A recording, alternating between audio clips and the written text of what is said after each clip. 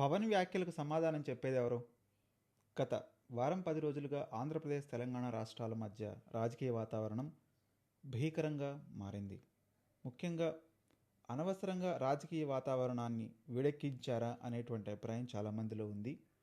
ఈ వివాదానికి కేంద్ర బిందువైనటువంటి ప్రొఫెసర్ నాగేశ్వర్, కొందరు నేతలు, ఉద్యమకారులు మరియు ఏదైతే పవన్పై తీవ్రమైన విమర్శలు చేసినటువంటి కాంగ్రెస్ పార్టీ వాళ్ళు, వీళ్ళందరూ కలిసి ఒక రౌండ్ టేబుల్ సమావేశాన్ని ఏర్పాటు చేశారు.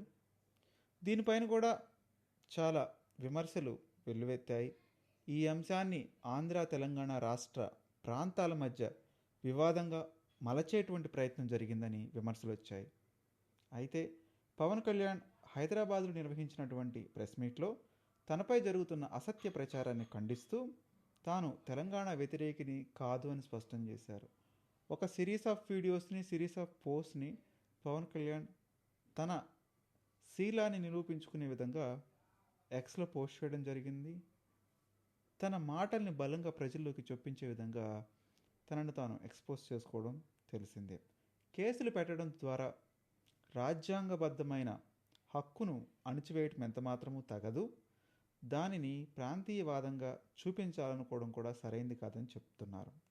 అలాగే రాజకీయ పార్టీలు ఎక్కడైనా సమావేశాలు నిర్వహించుకునేటువంటి అవకాశం ఉంది. అదేవిధంగా తెలంగాణలో కూడా భారతదేశంలోని అంతర్భాగం అని గుర్తు చేశారు.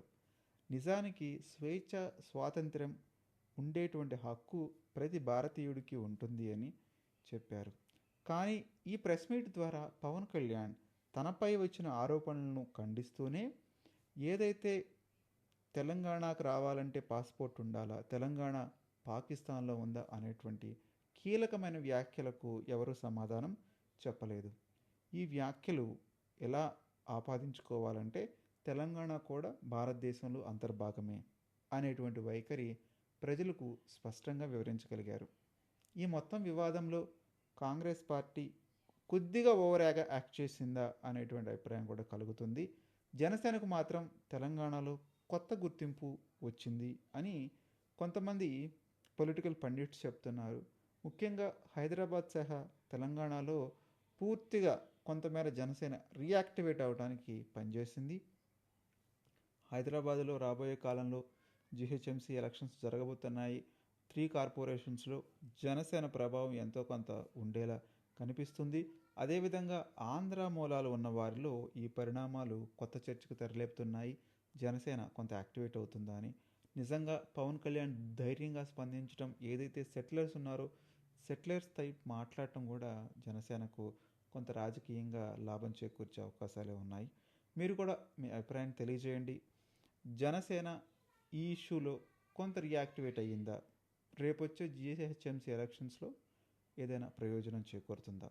మర్చిపోకుండా కామెంట్ చేయండి.